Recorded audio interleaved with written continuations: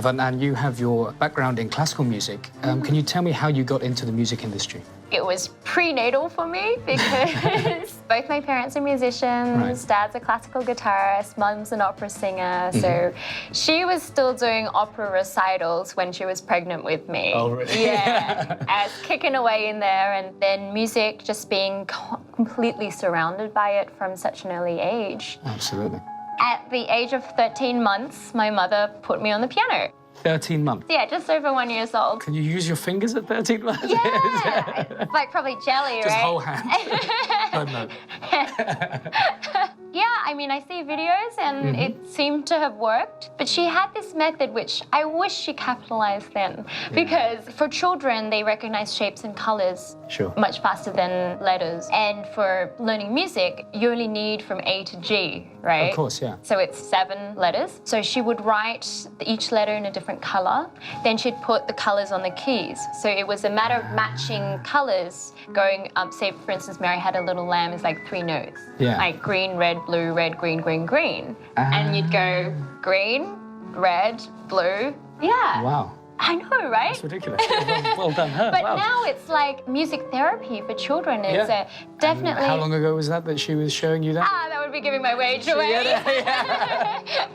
She copyrighted that. I know, Yeah. and it truly worked because it worked for my 2 younger siblings as well. So do you still play a lot of classical music? I do, yeah. It's always sort of that anchor for me. So that's the foundation. You know, the years and years of practice has, I guess, paid off because, you know, you're technical, your chops are there now, and it's not the 4 hours or 6 hours a day that you do anymore. I try to keep as much of it up as possible, but now I fuse a lot of the other elements that I love, like a deep house through to like a hip-hop beat or rock orchestra type feel as well. I think being a musician, it's very interesting what points that you need to say that you're on the right path. Right. And I would never have dreamt of landing that spot. We promote and we push, it's all self-driven. And this is music that I have rearranged. Again, it was a cover of Michael Jackson's Billie Jean, but done in a classical way. It was instrumental. And within 24 hours of release, it got to #1, and we're just pinching ourselves. That was definitely like, oh yeah, you're okay. You're going the right way. Keep going.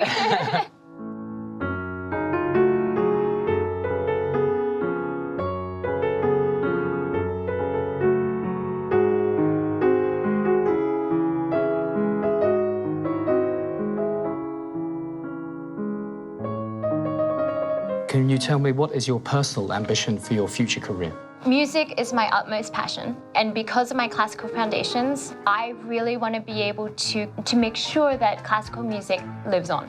Right. In whichever capacity that may be. So whether it is through incorporating it in soundtracks for film or taking it into a platform that is not so sterile and making it more accessible for younger audiences, because I don't want to play to grey hairs for the rest of my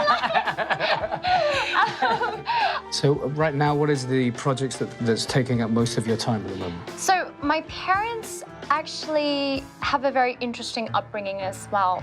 The music they listened to was all Western music. It was never Vietnamese music. Right. So for me, I think that is quite unique because in Vietnam, like when you talk about opera, it's usually cải lương, right? Yeah, right, absolutely. But that's not what my mother sings at all. She's doing the Mozarts, the Puccinis, and it's come round in a really funny way. My upbringing was very Western.